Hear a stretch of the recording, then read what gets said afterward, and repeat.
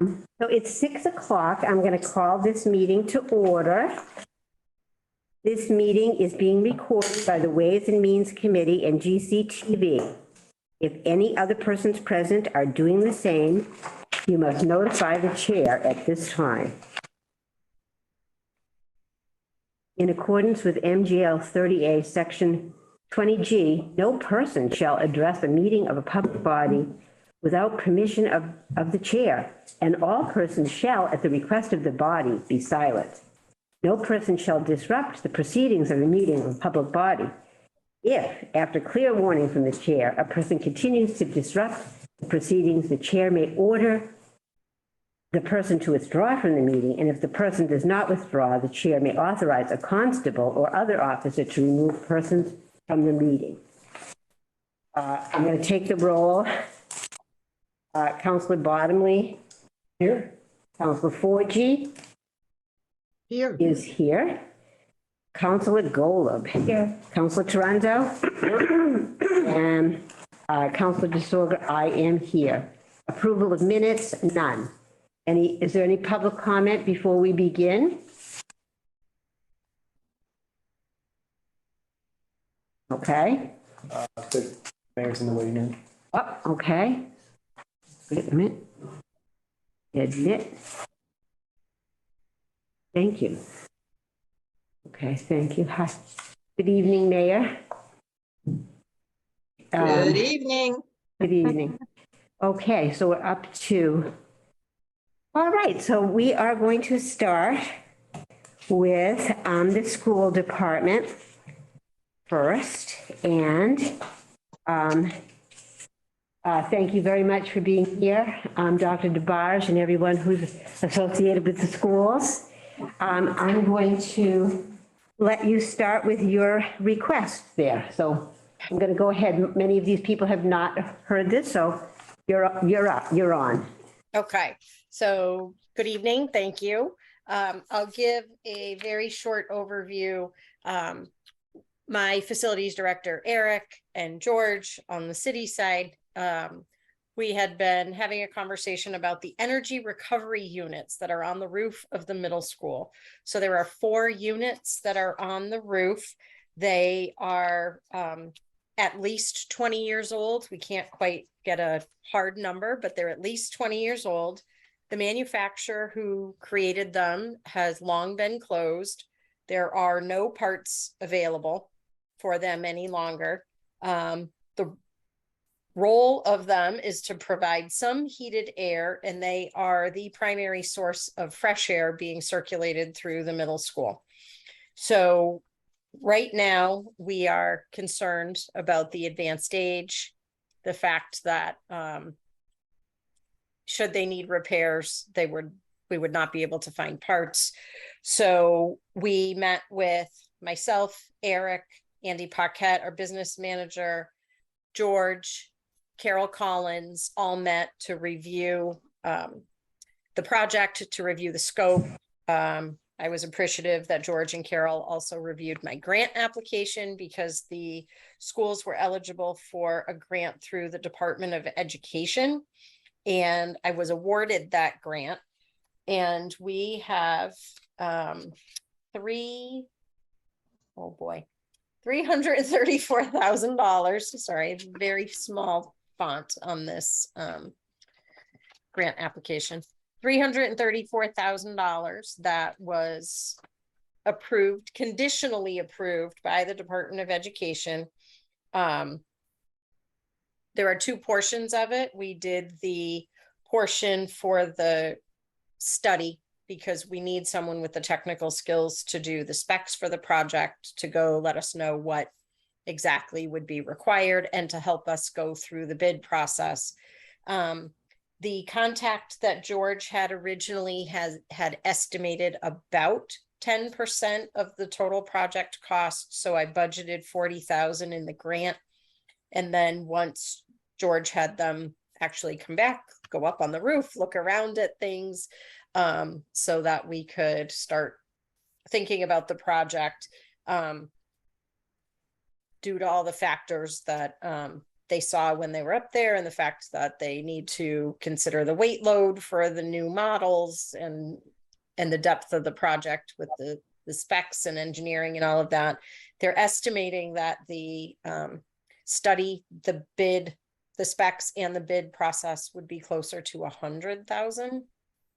So the grant has covered, has 40,000 covered, and then the remainder of the grant would be for equipment. So I asked Ways and Means to, or the city through capital, to fund the balance, which was just over $195,000. And, certainly we think it's a worthwhile project due to the need. If it's not an emergency need right now, it certainly will be shortly. The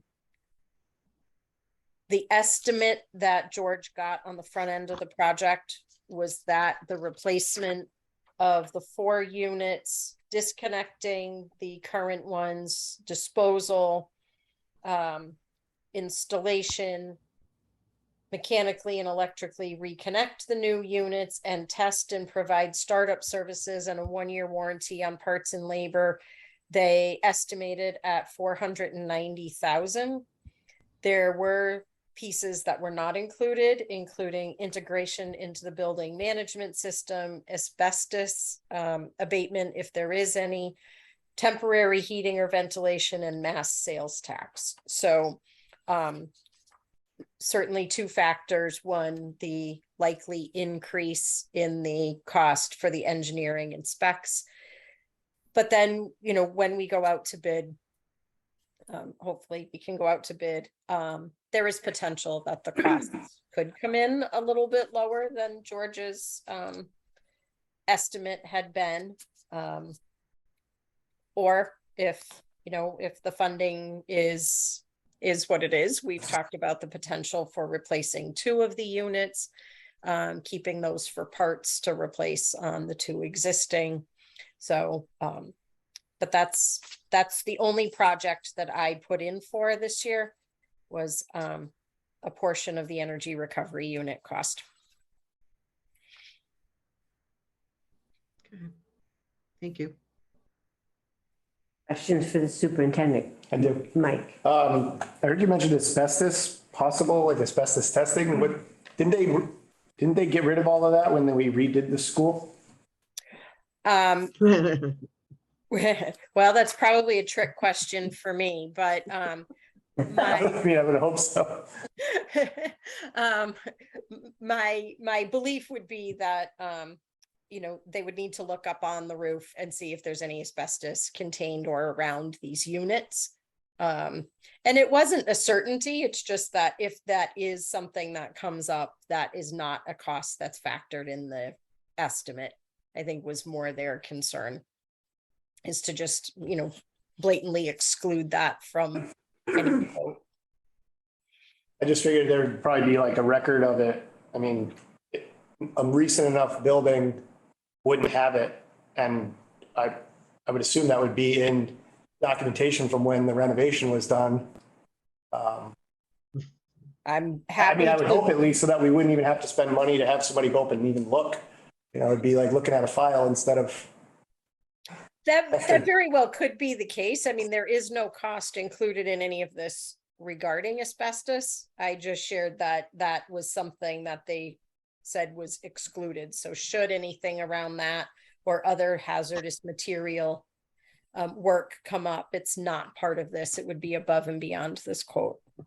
But certainly happy to, when we get to the point of having, I should start over, make a complete sentence about this. Because of the cost of this now, the engineering and the specs and all that, we will have to go out to bid for this, just for the engineering piece. So, I think this is a multi-year project, which is fine because the grant does not expire until, I believe somewhere in FY25. It is a long duration grant because they know that there are issues in terms of supply chain and the availability of workers. So this is a long-term grant. Okay. Okay, thank you. I think Councilor Forgy you had your hand up. I know you have a little expertise here on this middle school. Oh, good. I'm going to allow you this floor. Thank you. I appreciate it. So having inherited that project when I first came on board as mayor, and it was terribly, terribly star-crossed and really just a very difficult project. I'm going to presume, and I'm going to presume based on what I knew at the time, that there is no asbestos there. What happened during multiple incarnations and different clerks of the work and Ceruzzi Construction and a whole bunch of other things at that point, no one could ever be sure.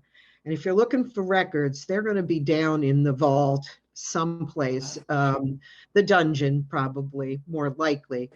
But again, the materials and everything else, it would not have ever been able to be signed off and occupied had there been any kind of health hazards or asbestos that was not mitigated during that project. Thank you. Thank you. Thank you. Any more? You're welcome. Believe me. I'm going to allow Amy as a president, chair of the school committee. Well, Just chair, not president.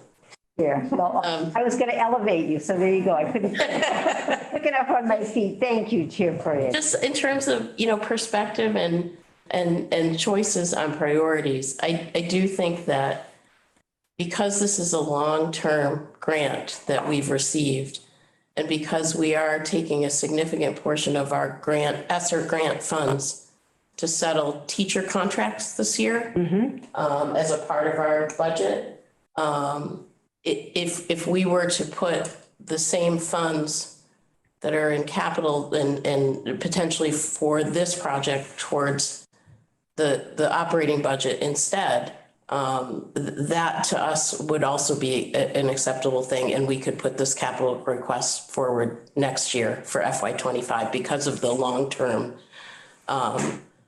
schedule of the grant that we received. So it's just something for the committee to understand that there is an option that's out there. Thank you. Thank you. And this received a unanimous positive from the Capital Improvement Committee also. So, folks, so do we have any other questions for I see a couple. Go ahead. I have a question. This is more to make sure I'm following this accurately. Superintendent DeBarge, I watched your presentation of the budget, and I believe that you said that, and I was just looking it up. I have the school budget here. That's okay. I was just looking it up. I think that you said, and let me know if I'm getting this accurately, that the technology purchases that the school has included in the overall budget, that you learned that those could be in the future capital requests. Did I understand that accurately, or? Yeah. Somewhat. So. Okay. Yes, and I should say. So last year, I did put forward a capital request for desktop computers, and that $100,000 of that request was funded through capital. And I believe some of the rationale around that was the fact that the school department keeps technology for some of our desktops were 8, 10, 12 years old. So what had been said to me at the time of this similar meeting, but last year, was that folks from the council on that committee would be looking for technology requests through capital from the school department in the future. So that was why I made the comment that if we needed to take more money out of the technology to fund salaries for next year, that that's what had been said to me in the past, that folks from the council would entertain capital requests for technology in the future.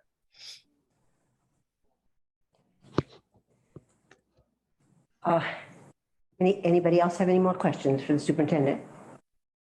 I have one that I'm just going to be asking of every person that comes before us, where we have a lot of vehicles online. We have vehicles that they're not up, they're not on capital review, but does any employee take any vehicles home, Superintendent DeBarge, any of your vehicles? I'm not aware that they do. The only, I know our plow driver, Ben, uses one of our trucks for plowing, but I'm not aware of any staff who takes vehicles home. The school owns our vans, and then we have one very old little car that apparently was purchased for facilities director a long time ago. And truthfully, I'm not even sure that it runs. I saw that on the. Inspections car. It's okay. Well, that's it. Unless anyone else has another question for Dr. DeBarge, we're going to let her have the rest of the night off, I think. Okay? Thank you all. Okay, if anything you. comes up, Thanks. Amy can text me, I'll log back in. Oh, gosh. What do I have to say? Thank you. Thank you so much. Night. All right. So now we're going to go on to Director Warner.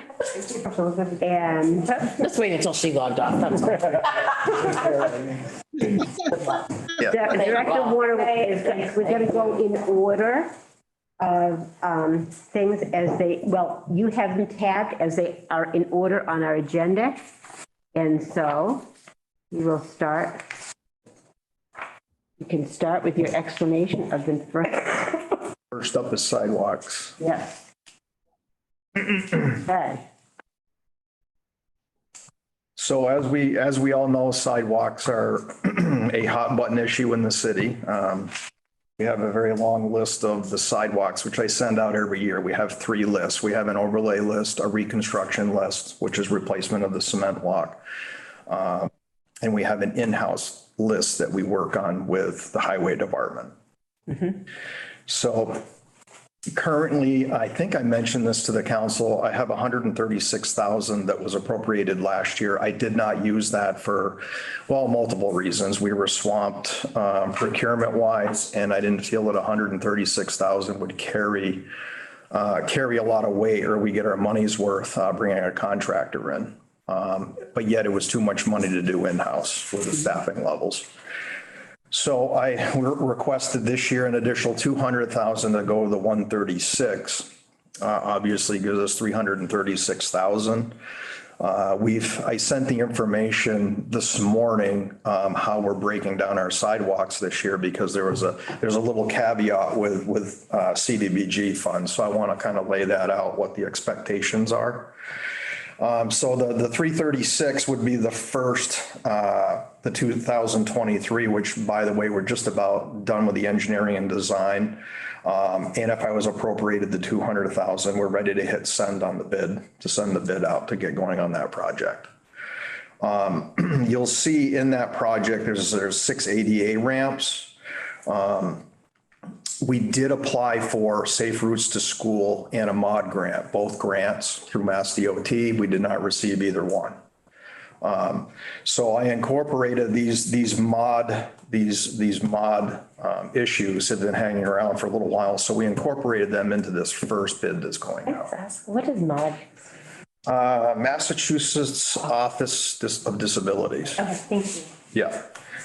So we thought that it should get into this first project, even though it's away from the 2 streets that I had put on there. If you have any specific questions on the streets, I'll take them, but I'm just trying to lay out where the money's going. Can I ask you? Sure. So there'd be 320 or 336, Yes. 336 in total.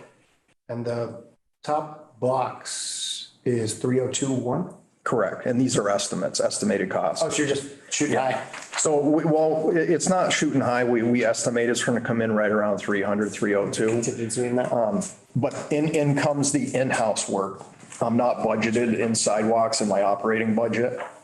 I've already authorized a little bit of this money. As most of you know, we started the sidewalks over on Columbus Ave. So we're pulling out of this money, but it's not a great amount of money in-house. It's going to be 7,000 or 8,000. So whatever's left over in these capitals, we generally do our in-house projects with the concrete jobs. It gives us a little wiggle room in-house. So we're doing contracted work, we're doing in-house work. So we're trying to get as much footage per year as we possibly can on our sidewalks. So the second piece of it is CDBG funding is 607,000 that MJ has earmarked for sidewalks. The timing of that would be signing for the money late August. We hope to get a bid out in the fall, maybe get started in the fall, if not first thing in the spring. And the work has to be done by the fall of 24 under MJ's grant money and whatnot. Everything offsets a little bit with MJ's funding as opposed to the way we do our funding. So you're hitting it at different points. So on the 2024 list, we incorporated what I feel are some of those worst walks overall in the city. We have sections that are really bad on different streets, but the Pond, Walnut, Abbott, Chapman, Leonard, and Woodley Ave. Some of them are both sides, some are only one side, but that we have an estimate of $607,200, sorry. So that will be a second project. To put the project out as one, I think it'd be too much for our department to handle and oversee the contractor with the other projects finishing up West Street, Sanderson Street, so on and so forth, and a few others. So that kind of lays out the request for the 200,000 on sidewalks. Okay. That's great news on the CDBG also. That's wonderful. Thank you. Does anyone have any more questions on sidewalks? I think I've asked this before, but to roughly replace all the, sidewalks that are in the 3 to 5 range, that'd be very expensive. Yeah, I mean, I'd be hard pressed to be held to a number without going through everything, but I would say in the vicinity of $8 to $10 million. I ran numbers 4 or 5 years ago and I'm trying to recall, but we've done some, I guess, considerable work since then, but we have a long ways to go. Okay. Well, that's great to know because those ones that have up to be done are really needed. So that's great. Thank you. All right. So Next up is find my tabs here. appropriate 200,000 for the transfer from capital stabilization for the highway fund. Yeah, this is in addition to the Chapter 90 that has, I think I've been appropriated money the last 3 or 4 years on this. And I'll say we have a pavement management program. So we grade our roads every year and we keep that program up to date as we pave roads. And then put, other conditions of roads we haven't looked at in there. But when I came aboard in 2018, our road system was rated at 64%, 100% being perfect. We were 64% overall road mileage. We just ran the numbers recently. We're at 71%. So it doesn't sound like a big percentage, but it's quite a bit of mileage that we've gained. So the 200,000, I guess the biggest thing is last year, blacktop jumped 40% per ton.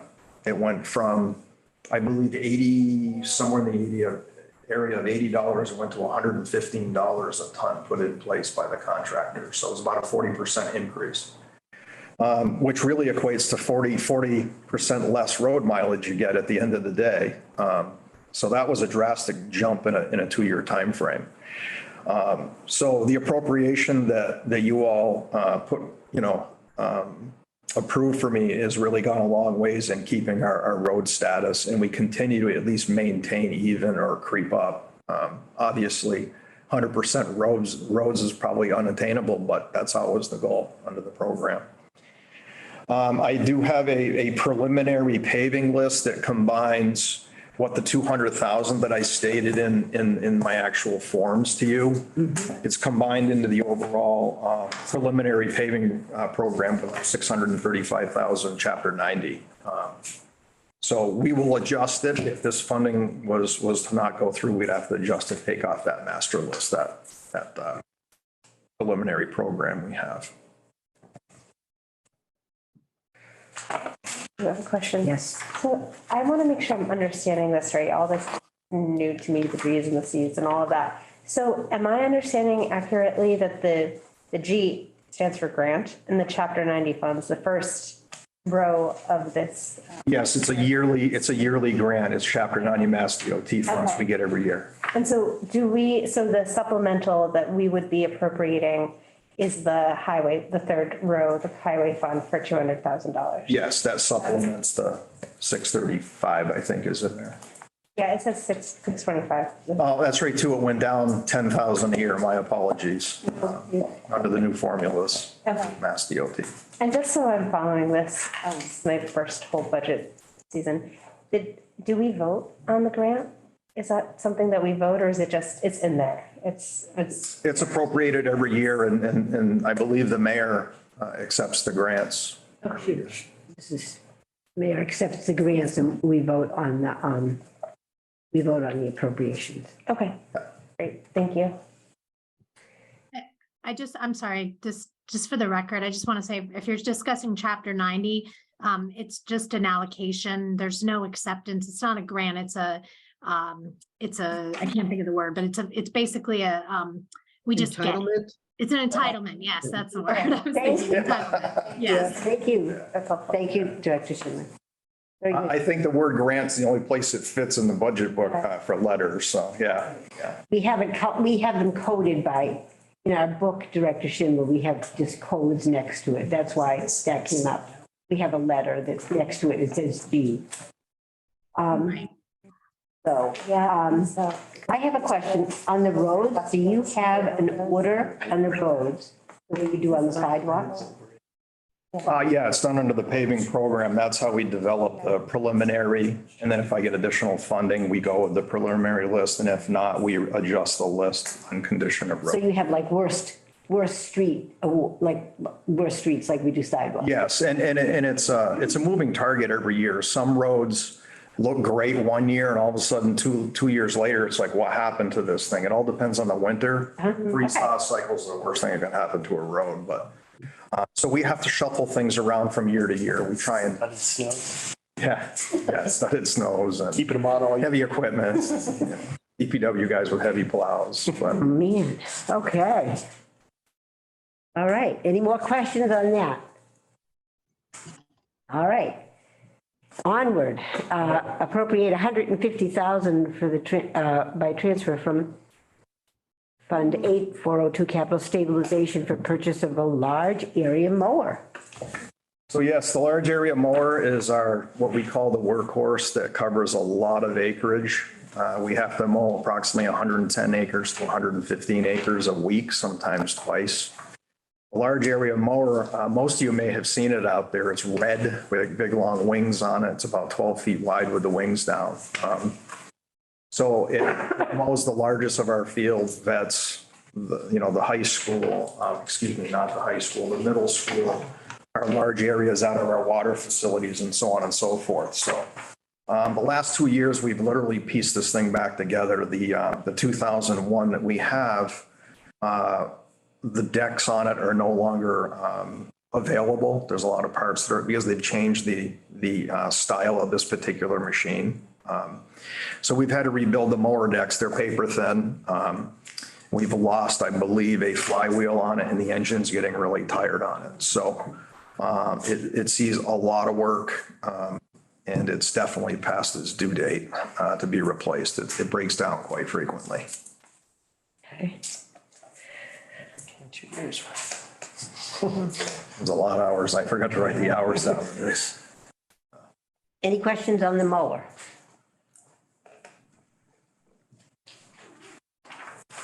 All righty. Moving on, appropriate 55,000 by transfer from free cash the mill and overlay of Legion Ave parking lot. I want to point out, I think there are 3 or 4 items that when they went through the capital committee, the funding source was different. I think when capital committee voted on this, it was for coming out of capital stabilization, the higher threshold, vote-wise, just FYI. But anyways, onward, what would you like to tell us about the Legion Ave parking lot? So there seemed to be a little confusion on the amount of the requests as opposed to last year. So just so to bring everyone up to speed, originally this was a project in FY22 that was a full reclamation, full depth, tearing the parking lot, going down a foot, replacing the gravel, including the leased area, and also putting in a bioswale on the city side. So it was at the time, it was approximately a $315,000 project. I believe in 22, we had choices to make, so we decided to put that off. It didn't go to the council. Fast forward to last year, I think everybody's fully aware of last year. That's been all taken care of by the owner. So you go to this year's request, this is straight up city parking lot. Legion Avenue's already been repaved 2 or 3 years ago, so it's approximately 23,710 square feet. It's going to be 1.5 inches milled off the existing blacktop and then 1.5 inches put back down. It's what we call mill and fill. So the current cost is at the current cost per ton, 115 a ton for, the estimate came in at 54,480, but it's a little old now. It's back in the fall when I processed all this. So we're probably going to be right on the money or close to it for that to be done. We had to pull the bioswale out, so on and so forth, because it all changed. We no longer lease that other piece of the lot, so it didn't make sense to lose half our parking, put a bioswale in, so on and so forth. So things kind of changed, morphed into something different the last 2 years.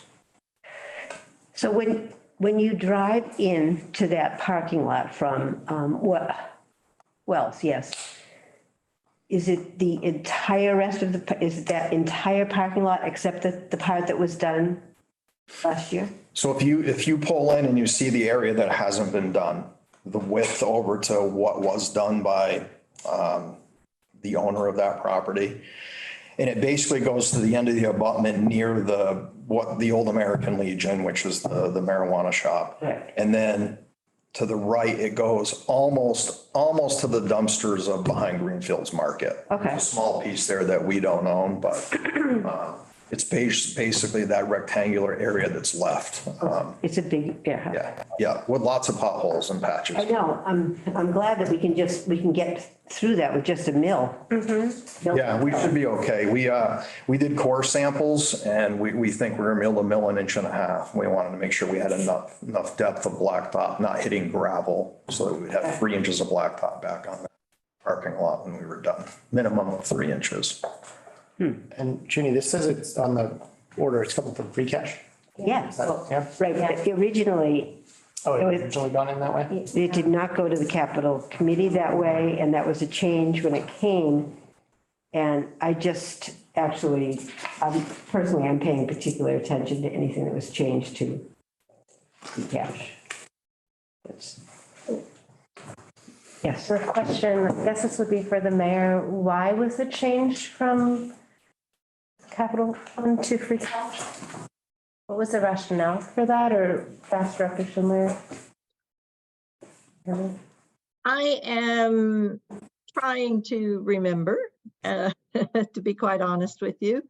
I think that we had quite a bit in capital stabilization. We have to be mindful, in the whole capital budget, there's a fair amount that's coming out from capital stabilization, not just Marlo's department, but elsewhere. And we need to keep a certain amount of money. I forget the exact amount, roughly. Diana may be able to help me here. Yeah.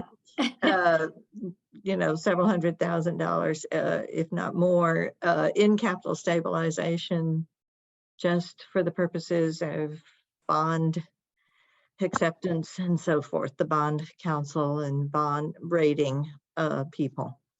So where we had some wiggle room in free cash, there were a few of the smaller dollar items that were in capital stabilization were put into free cash. It's my strongest memory of why that was. And this one at $55,000 is in that range. Yeah, that's correct. The smaller request. Yeah, I would just add that that's correct. We actually did quite a bit of, we looked at it very closely, what we were taking out of capital versus borrowing. And then we looked at other available funds because we have minimums that we are trying and maximums that we're trying to maintain in our reserves and, to use for our plans. So that's the financing package basically that we came up with that we feel meets our goals for keeping reserves intact. And in terms of reserves, how much will we have in free cash? How much do we have in free cash currently? Do you know? Well, we have some things that are in movement right now. We have a financial order that would be considering some free cash, but currently we have 595, almost 600,000. Thank you.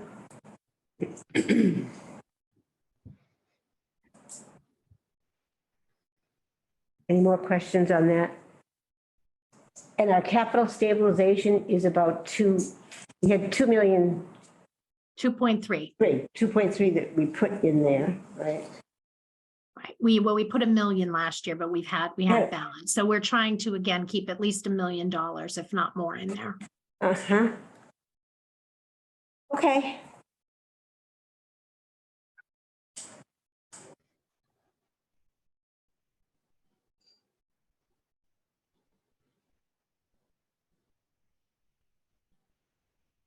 Right, okay.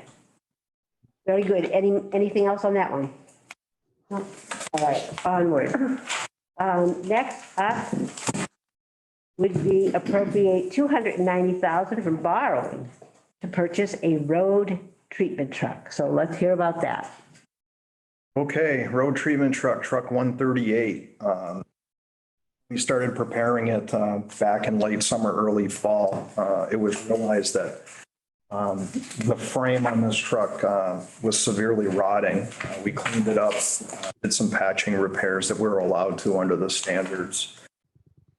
The all-season body on the back that serves as a regular dump truck in the summer and has a chain bed in it that serves as a road treatment truck in the winter was just shot. The side dump we were no longer able to repair and piece it back together. So we welded it shut and we had to purchase off a scrap heap a slide-in sander that we had to put a little bit of money into just to run that truck this winter and have it. But I will say that it's very close. It will not make it next year. It will be grounded unless it has its frame replaced under federal standard. It's probably going to be deadlined as soon as we're done with it here, or very shortly after. So I'm requesting, as you can see, there's been a bit of an increase since I asked for the last road treatment truck. I think the last one was around 250. They've gone up about vehicles at this caliber have gone up about $40,000 in 2 years. So it is a frontline sand truck. We have five frontline sand trucks that go out every storm and pre-treat. 4 are heavy duty like this truck. One's real heavy duty. It's a 10-wheeler. And then we have a smaller one that we do the small common areas and public. It stays on top of public safety during a snowstorm. It has a plow and a small sander on it and takes care of public safety lots, keeps them open up, salted, and also the downtown district opened up during the day. So that kind of summarizes my road treatment trucks. I was hoping to get another year out of this one before we had asked for another one, but it's going to be a no-go. how long do you anticipate it would take to get this truck after you ordered it? What's, It's borrowing, right? So we wouldn't be able to order it till after July 1. I would say we're not going to have it for next year's season. So we're going to have to take that old slide-in sander I had talked and put it into a regular dump truck and try and get by with that. I would say probably a year from now. okay, The trucks are coming in a little quicker. Okay. Still not as quick as they used to by any means. It has gotten a little better. So. all right. Any questions on this? I always feel like by the time I get through this, I could know a little bit more about how engines are made. Not merely my area of expertise, I learn more about car parts, et cetera, as we go through this, and that's a good thing. I'm not gonna try to change the tires or anything, no. All right. Next up is, anybody else have anything? Yes, go ahead. I guess I have a question about something that's not, there's no order for. Is that possible? Yeah. Mill Street, the bridge repairs? I'm just, Oh, yeah. I just want to. There's two things. About that. So the Mill Street Bridge repairs, you all appropriated me the engineering and design money last year. That's been completed. So in the process, when I was building this capital, I'm guessing it goes back 3 months now. Office of Dam Safety inspects our dams every year, yearly inspections. The dam below the Mill Street Bridge is called the Greenfield Electric and Light Power Dam. They found some pretty good deficiencies in it and they sent the report to us. At that point in time, the mayor and I had talked about it. It would behoove us, again, to spend our money more wisely. We put the repairs off on the bridge so that we can engineer and design the repairs of the dam underneath it and do it as one project next year, bring it back as one project. Our money goes a lot further when we dispatch one procurement, one bid for all them repairs. Usually get a really good price on it. Okay, so you're feeling okay about putting that off? Yes, there was, I just want to make note, when it comes to bridge repair, you want to get right on top of them when they start showing minor deficiencies because they go quick once the concrete starts falling and rebar is exposed. So we're fine going another year. I mean, there was no extreme deficiencies. Otherwise we'd have a weight limit on it or be closed or whatnot. So I was very comfortable going 1 year on that.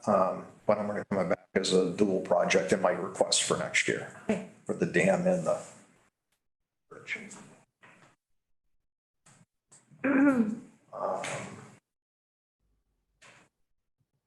Anyone else? Okay. All right.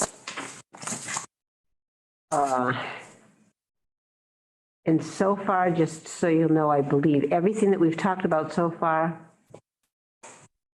got a positive recommendation from capital improvements also. Okay, so next up is appropriate $160,000 by transfer from Fund 8402 Capital Stabilization to replace the membrane roof at the old library. Okay. So George and I had numerous discussions leading up to capital on this. He would inform me now and then. There's been numerous small repairs on that membrane on the top of that library. And he informed me that when he met with the company that did the last spot repair on it, that the whole membrane has lost its coating. So it's almost turning into like a felt material. It's no longer shedding water like it should be. It's like, I think he explained it as it's like having moss up there and it's just holding the water. It's not going through yet, but it's just holding the water.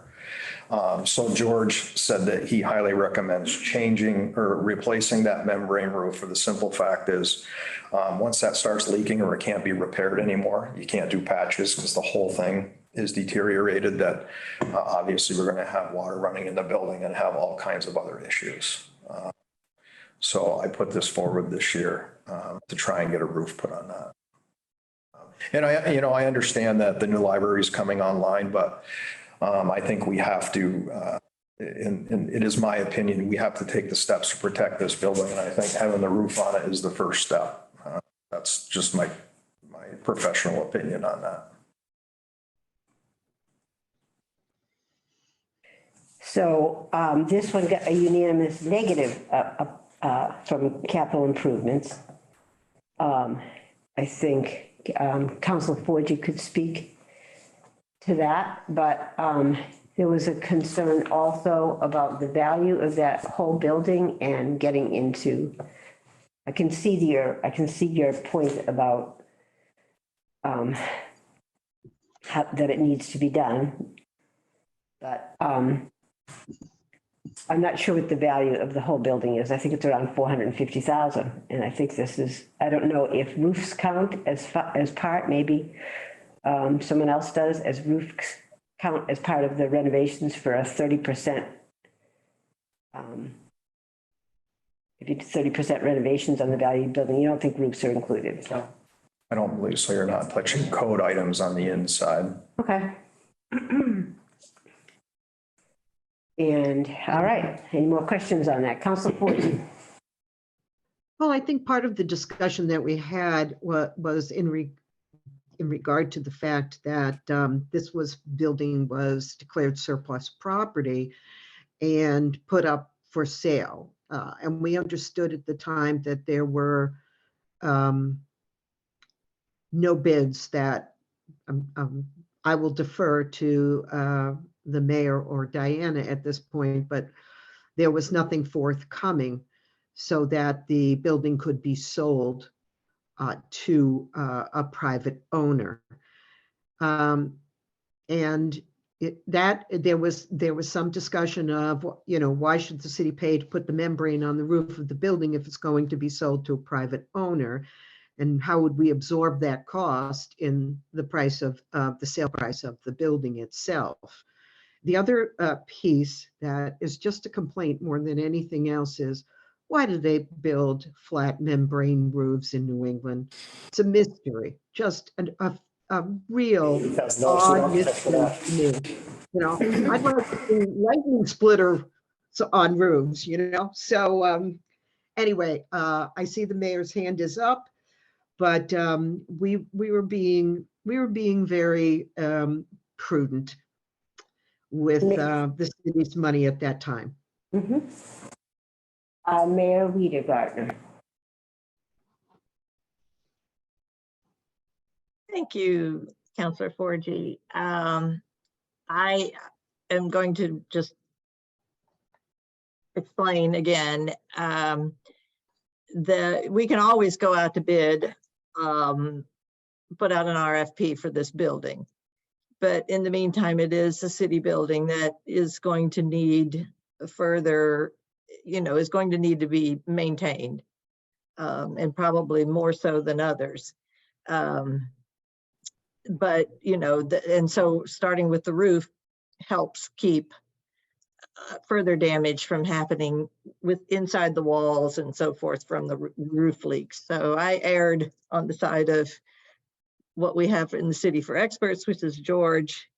The $160,000 as roofs go is probably not as expensive. It's not the expensive part that need to be repaired.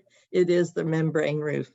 And I echo Councilor Forgy's complaint, being the owner of a membrane roof over part of the house that happens to have our bedroom in it.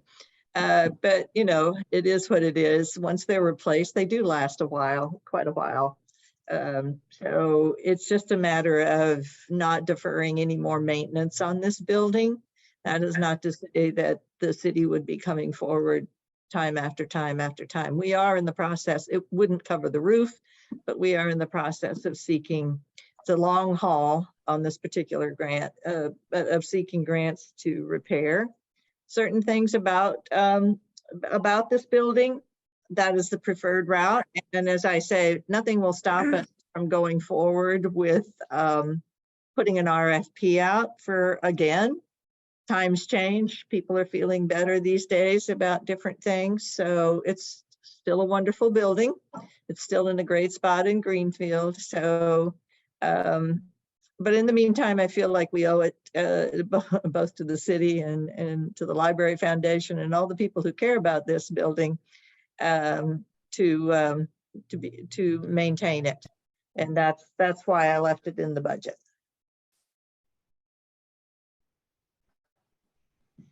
I just have one comment on that, but next year there are $600,000 worth of repairs lined up for this building, if we followed along with the current capital plan.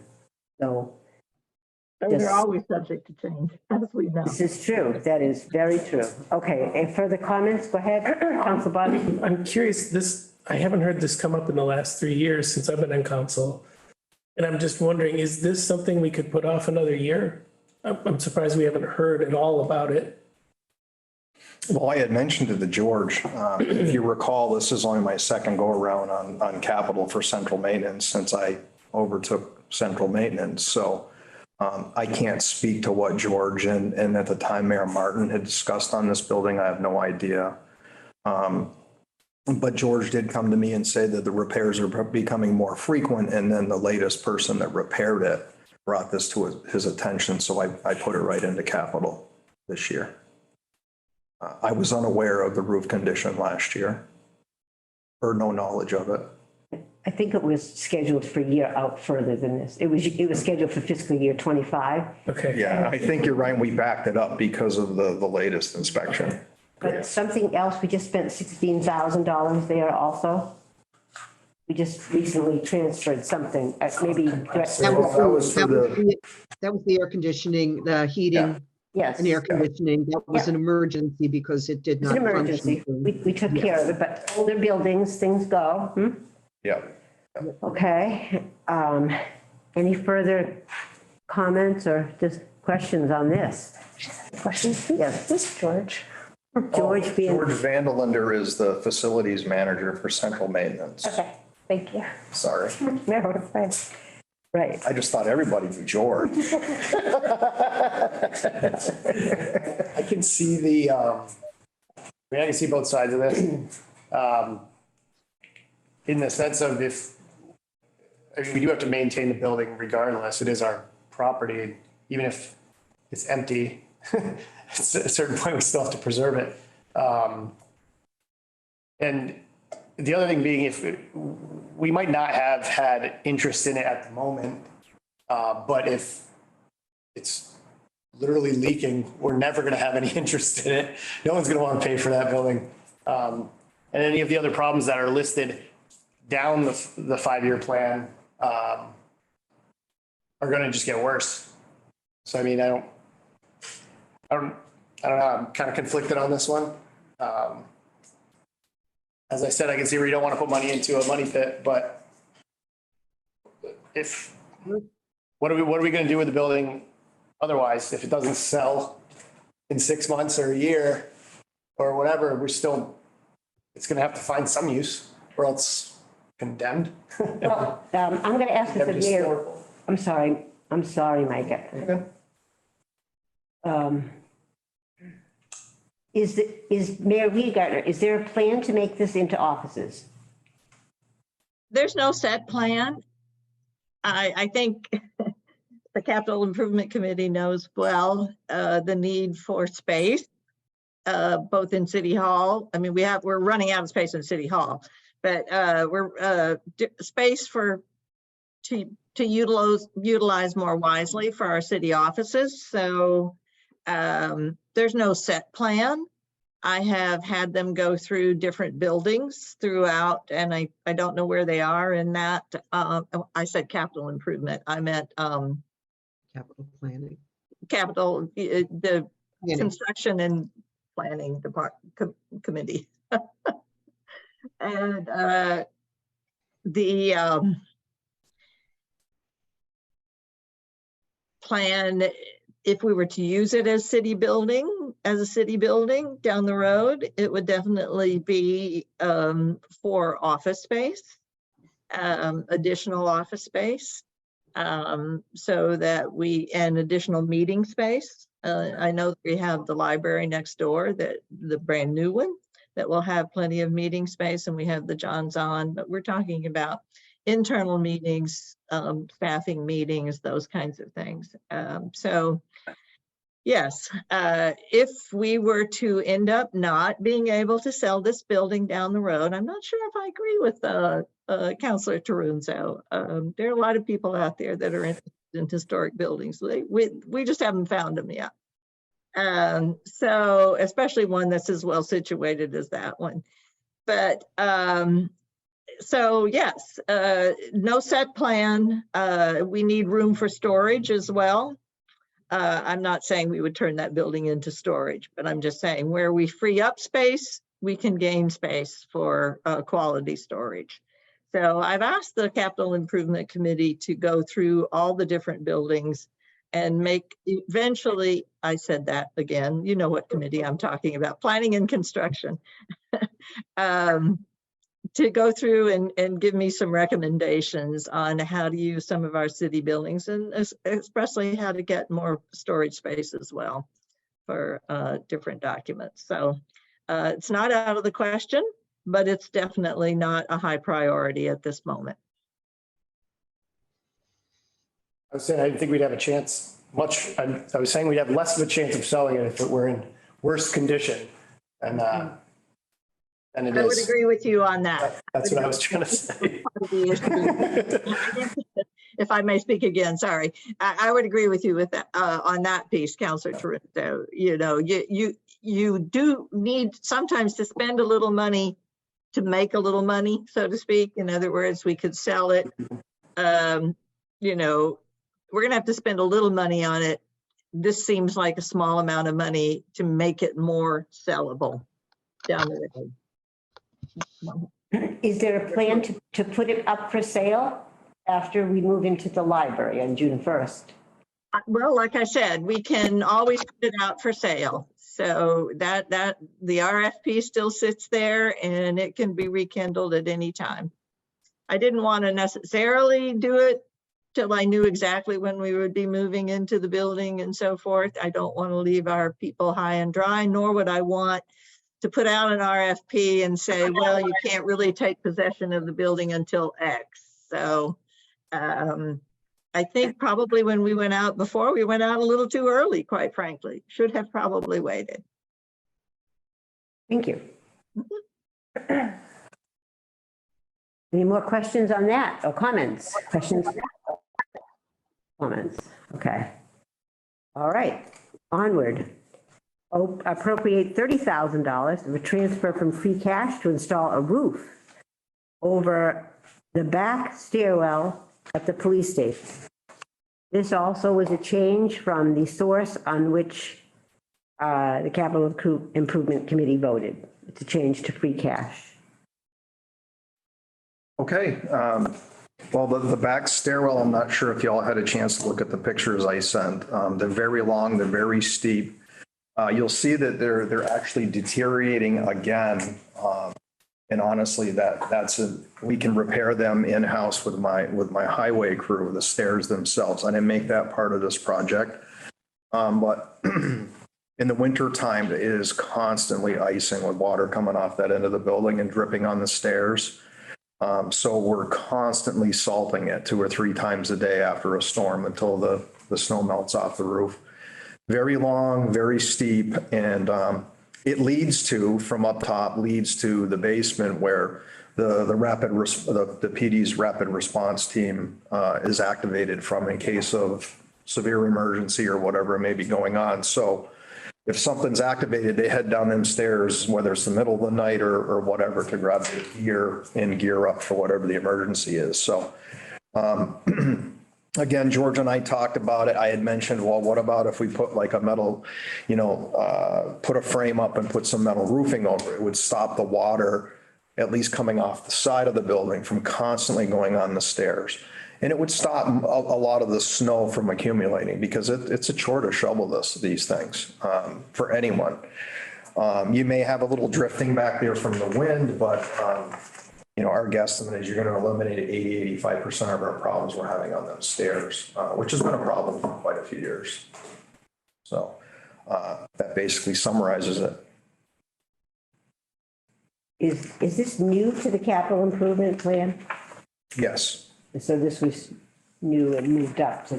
Yes, George brought it to my attention when I started building capital, when I met with him. Okay, He gave me other things. He took a ride around. He was trying to, I guess, in his words, he was picking his own mind of these different things that he hadn't written down that should be put into the 5-year capital. I think last year's 5-year capital for central maintenance was pretty thin for the 5-year. And there's quite a few things in there extending out for the 5-year capital. And I think somebody had mentioned capital subject to change. I call it a living document, a living plan. okay. Things change for me every year on my different capitals, depending on regulation, so on and so forth, but. So. And what would it cost to fix the steps? I mean, I could see the steps were. the in-house- steps here aren't very good either. Right. So, I mean, I can't give you a direct estimate on that, but it would be a very small cost with my highway crew for materials to fix that. Okay, Once they're protected and we're not dumping salt on it twice a day all winter long, it'll last, the repair will last. Okay. That's some of what's going on out here. We keep salting and salting and salting it with calcium and Freeze thaw. freeze thaw, again, just like a road, freeze thaw cycle, and it pops that cement out. Once the water gets in, it freezes. go ahead, Council Barber. I don't know. I just don't know if I'm convinced that a 6-foot awning or roof on the north side is really going to do a heck of a lot. I mean, it might do a little bit, but is it worth that kind of investment? I don't know. Personally, I do. I mean, if you can keep it dry. I'm not being silly or anything here, but all it's going to take is 1 or 2 people to fall down them stairs responding to something, and what's it going to cost us? And it's quite a maintenance item in the wintertime for our part-time custodian over there too, that maintains them.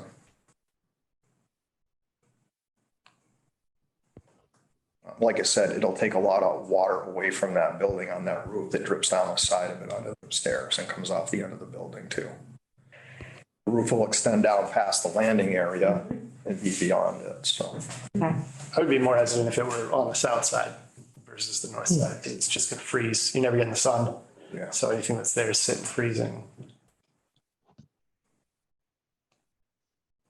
So I'm going to digress. This really is not on the program, but what is the plan here for when you come in? I don't have the exact answers for that. I Okay. thought there was I a know. project being worked on. Okay, all right. I I certainly, thought of that when I was walking. Yeah, The stairs look as bad as in the picture, or they're worse than in the picture. And there's a lot more people that are coming in and out of here, but that really is not on the plan. I'm sorry. right, no, well, no, I mean, I know it's been talked about, but I don't have any exact fine. details. I know that has been discussed a couple of times. And in the handicap ramp that ties to those stairs outside Okay. here. All right, very good. Well, any more questions on the item at hand, really? The roof over the stairwell at the police station. Anything else anybody has on that? So I guess I just want to clarify. So when I read about that, I was concerned about the stairs not being fixed, but you're saying that once the awning is put, you will be able to fix the stairs in-house. Yeah, I mean, if we hired a contractor, if I was appropriated the funding, we hired the contractor, we can fix the stairs as soon as spring hits, so we're not dumping salt on fresh concrete, but yes, the stairs, we'll repair the stairs in-house.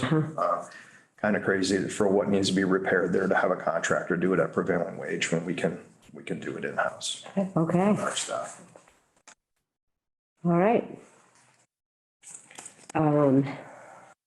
Appropriate $300,000 from borrowing for sewer inflow and infiltration, repairs and replacement.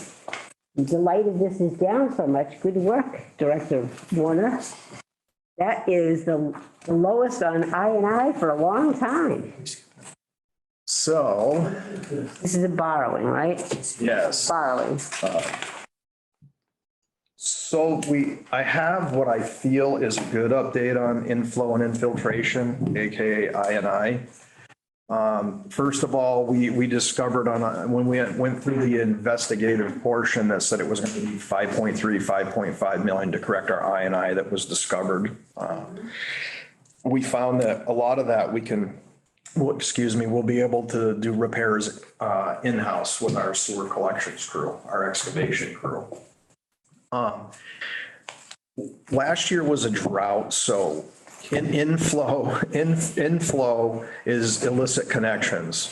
You know, somebody's gutters, catch basin or drain connected to the sewer.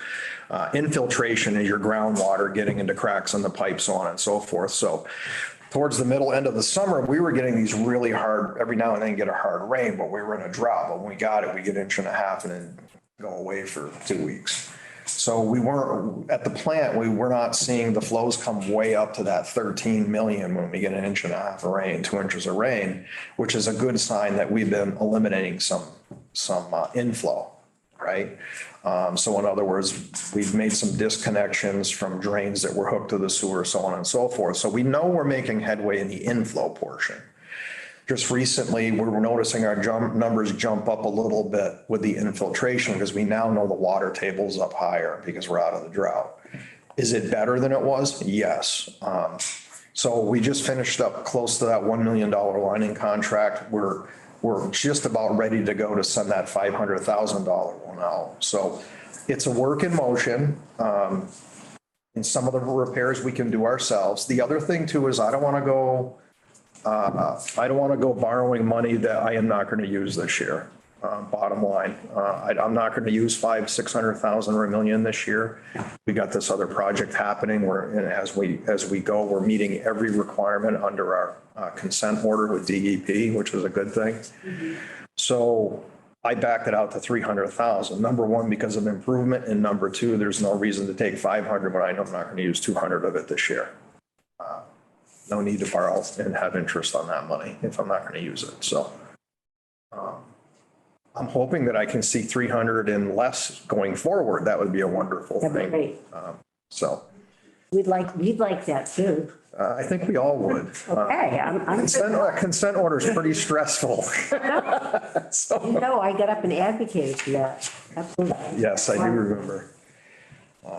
But we're making, you know, as the expression is, onward, where we are making progress. I do know that, but I can't nail down the exact numbers, how much. But we're seeing an improvement, which is a good thing. That's great. Any more questions on I&I? All right. Appropriate $230,000 by transfer from sewer retained earnings to replace dump truck number 37.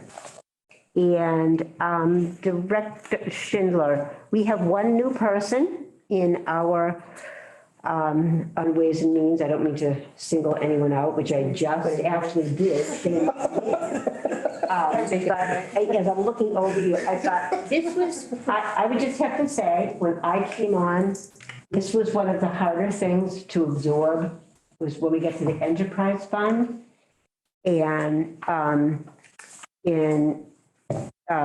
correct me if I'm wrong, what we're asking for from water retained earnings, this is not going to be a borrowing? No, sewer is It's what you already have there, but I thought you might just want to give a quick explanation if Yeah, sure. not going to be on the spot, Director Schindler. Sure. In terms of the different, you're talking about retained earnings and the enterprise funds. So retained earnings are very similar to free cash. It's basically the undesignated fund balance that's remaining after the expenses for the year. It's certified similar to free cash through DOR, and then it's available to be spent for with appropriation similarly to free cash. So that's what we're asking to fund some of this capital out of. And we also, just so you understand, with enterprise, the debt service stays with the enterprise as well. So the debt service is also future debt service is paid out of the enterprise. Thank you for explaining that. That was really hard to wrap my brain around when I first came. So thank you for that explanation. Sure. Really, it was. So on this, why don't you tell us now that we've had a little explanation from Director Schindler about the dump truck number 37. So dump truck 37 last year, I do believe, or the year before, I lose track with all these capitals, but Truck 35 was this truck's mate. We had two of them, same year, same make, model. And it has all the same problems 35 had when we got rid of it. I'm trying not to be funny. I guess it's getting late for me. We're almost done. Let me know if I say anything wrong, no? So the issue is the truck, we can't get parts for it. They were K3500s, or what 5500s they call them, and they weren't made that many years. They were Kodiaks. So the issue is we're running into where, certain cab components and everything are pretty handmade by the mechanics. Some of it's pretty crude. The frame is starting to go on this thing. Okay. Fuel tank is no longer available. We actually pulled the fuel tank off and had to repair it. I don't know how long it's going to last, but and it's a medium duty truck. We replace with heavy duty. This truck here it carries a plastic plow that's 11 feet long. It's just not real effective on ice. And we all know the ice troubles we're getting into and have been in for a few years. And the vintage of it, it's well beyond, it's a testament to Paul Newell and the mechanics, some of these trucks that they're surviving beyond the 20 to 25 year capital. Some of them barely, but we're slowly but surely changing these things out. So it's just time, And how long would this truck number 37, when we put in and we say that we want that, it's actually retained this one and the next one, how long are they going to take? Well, you always hear they don't make things like they used to. Everything's electronic in these new ones, just like your car and whatnot. My anticipation, though, is to get 20 to 25 years out of them. A dump truck in a a highway department or a DPW world sees the ultimate abuse year round. It's construction, it's plowing, it's in the salt every storm. It hauls day in and day out when we're doing snow removal. And some of them double down as a salt truck, which is, salt's going on the road, but it's going all over the truck. We do a pretty good job of treating the frames, washing and treating the frames. But again, I'm thankful to have Paul Newell and the mechanics. I started here with Paul. There's nobody better to run our fleet and keep something going if it needs to keep going. They're very good in that shop. So, but finally, when you run out of paper clips, it's time to change the truck out. So.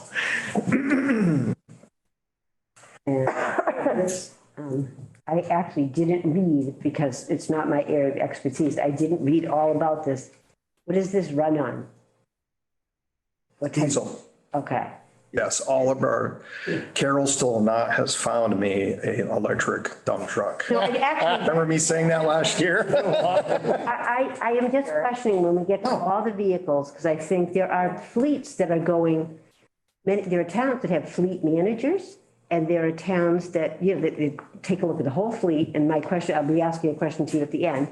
And then, to have somebody overlooking the energy efficiency on all of the vehicles is something that, so do you run each one of these by her when you're talking about it, or how does that work?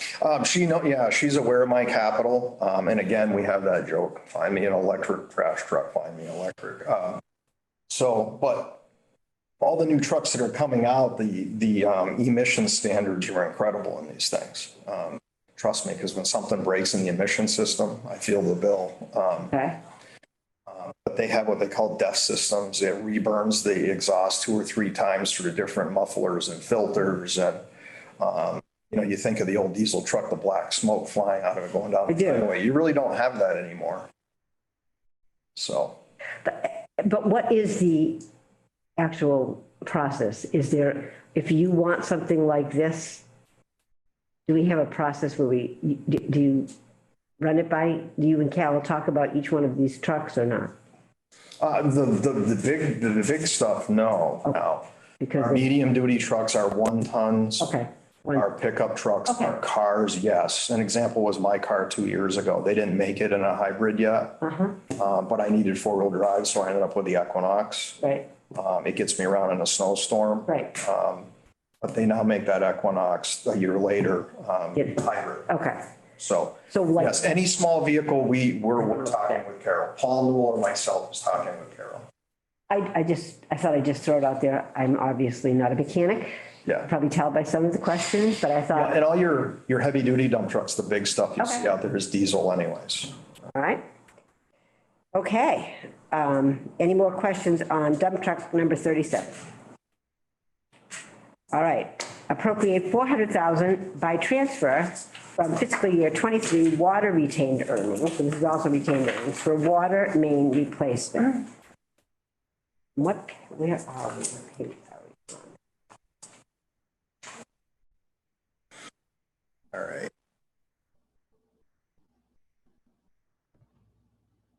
So I think I'd like to try and explain this the easiest way I can. I think we all remember the repurpose that came to council, the dredging for 727,000 and some change. So I repurposed that to two water main projects that are kind of a really high priority for the city. I needed and I'm giving you even figures here, 1.2 million towards those two projects. We just bid out Newell Pond Road was one of them, and we came in about 50,000 under what we had estimated, which it's the time of year we bid it. The big contractors are getting ready for summer, so we got into their schedule. In other words, they need the work. That came in at 380,000. Nash's Mill Road is the other one. We need to connect a main between Coleraine Road and Leiden Road for redundancy in our system. I think I talked about this a little bit when we did the repurpose. We have one line that feeds the Meadows area, and that goes out through, it comes into the Lunt Drive area over in, it goes under the river off Leiden Road throughout the woods under the river. If that line was to ever break, we have nothing to feed the Meadows. We'd be bringing in an emergency water and supplying water. So honestly, it's been a scary thing all these years for me on the flooding and all the stuff coming down the river, hitting that pipe and breaking it. So it's redundancy to the system. Right now, we're engineering the pipe to hang it from Nash's Mill Bridge, which was not done when the bridge was designed. So once that is done, we can send this out to bid and it's going to be approximately 670,000. I expect to get this bid out and all designed probably by late fall, and it'll be a spring project, or late fall, spring start on that project. I do have 100,000 appropriated from FY23. I have not touched, but we have other projects that are lined up for that. We need to abandon a piece of water main on Country Club Road. I think some of us know what happened when that old main breaks and we lose pressure in half the town downtown here. Yes. We got to get off that old main and abandon it. It's going to take some money to do that. That'll be an in-house project. We're currently working with Montague and DEP. The work that was done on the General Pierce Bridge, the Mass DOT actually hung a pipe from that bridge for both Montague and us, which honestly surprised me. So now we have an emergency interconnect that we need to finish up. It's going to be a good sum of money in case Montague needed our water or we needed their water. It's an emergency interconnect, they call it. We got to work with DEP for permitting. We need to valve it. We need to meter it and all that in a big pit on our side. So there's going to be some funding to get that in place. But I think that's a really important project for both communities. And we have a bunch of other small sections of replacement we know we have to do. So. Okay. I hope that wasn't all confusing because I bounced it all around the last 2 months with the repurpose and whatnot. So I have a question. So I'm not following everything. I don't need you to repeat everything for me to. Okay. My main concern is making sure that the city gets water. And I just want to make sure these numbers here, I'm seeing the 400, I heard lots of different numbers, and I'm seeing the request for the water main replacement and the water mains. I'm seeing the CIC vote, And I'm seeing $400,000, an order for $400,000 from the mayor for the water main replacement. And I'm not seeing that for the water mains. But I imagine if that was a problem, there'd be a real big talk about that. Are you getting from this, is this $400,000 order, does that cover what the city needs in terms of water? Or is there some gap here that I'm? So no, it's okay. It's hard to follow. Trust me, I have a picture of it on my erase board, how it's working. Like it's totally, the numbers are a different language for me and how water Right. works is a different language for me. And I just want to make sure we have the money that we need. So we assumed we were going to need about 1.25 million or 1.3 million for Nash's Mill water main installation and Newell Pond Road water main replacement, which is undersized and very low pressure for fire protection. So I repurposed the 727 towards those two projects, thus leaving for even numbers. I needed 400,000 for my retained earnings to do both of those projects this year, or this year going into next spring. Okay. Is that? Yeah, and so this $400,000, you reappropriated money to cover it. There was 1.2 million. There was 700,000 that you were able to put to it, and you're asking for the 400,000. Yes, for even Cover the numbers. remainder. Yes. Okay. Yeah, and I was just explaining that I did have another appropriation to cover these smaller projects, but they're expensive projects.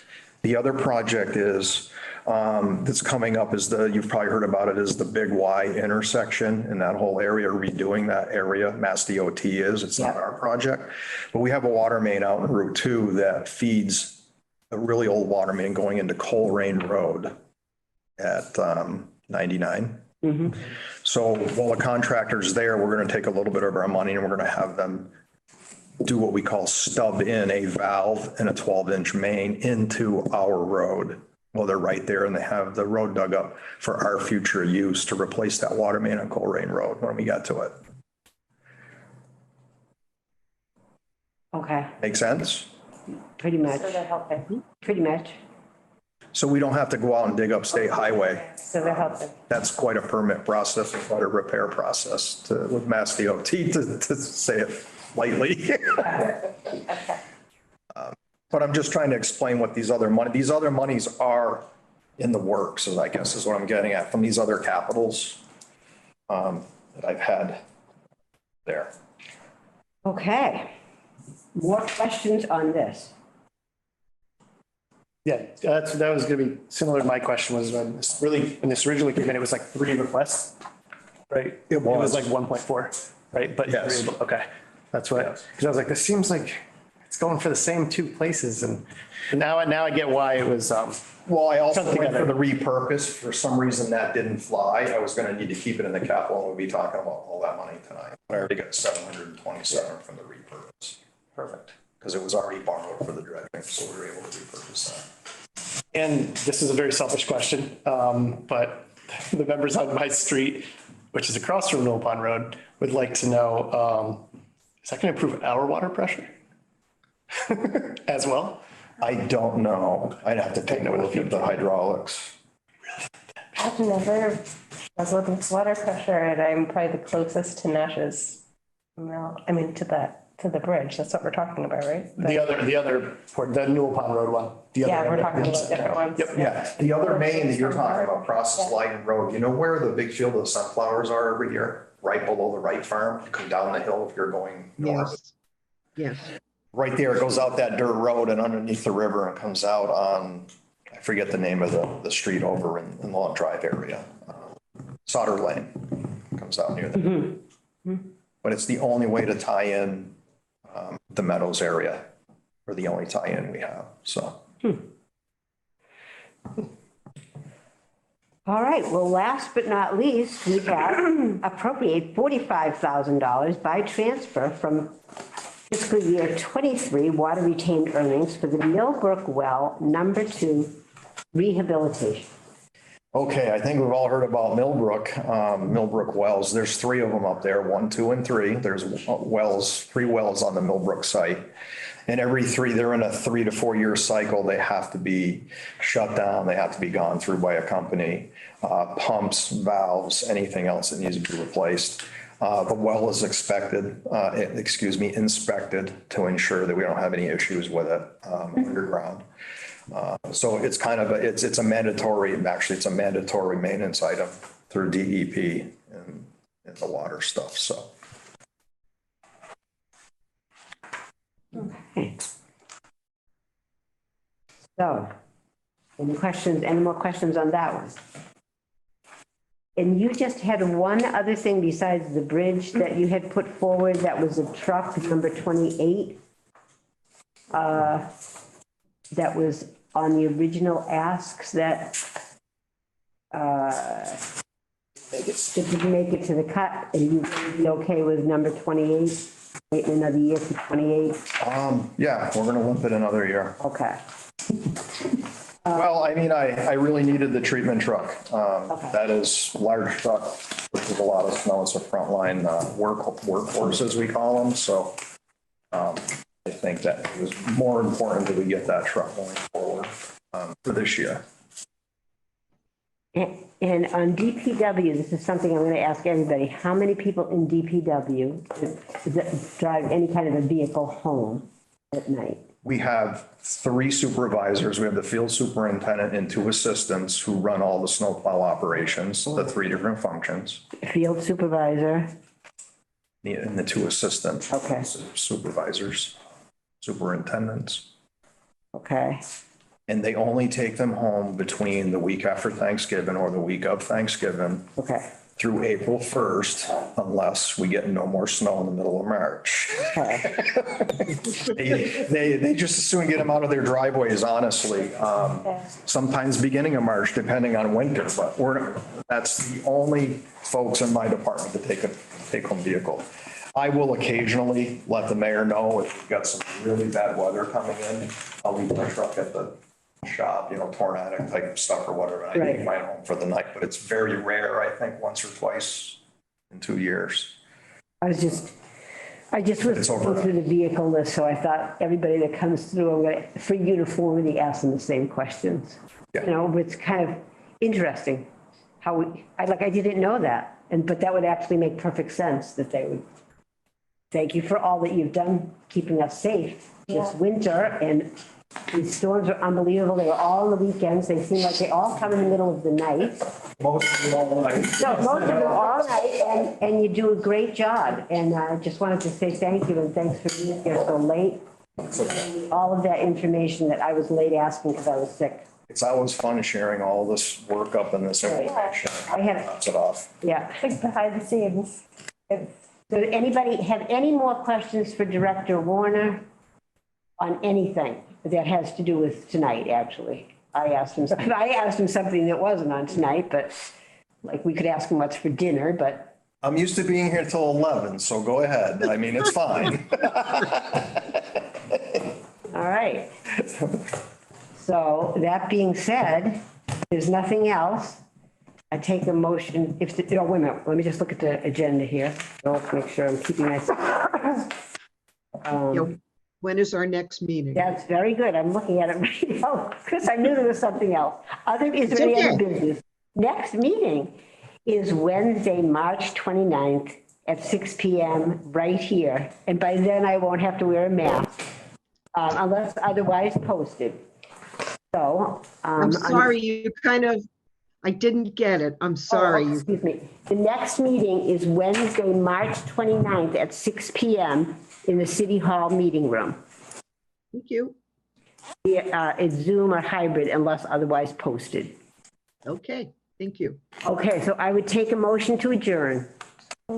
So moved by Catherine and a second. Second? Okay, and all in favor, just say aye. Aye. Thank you, everybody. That was very nice. You all did a great job. Good night, everyone. Thank you. Good night. Good night. everyone. But I'm not aware.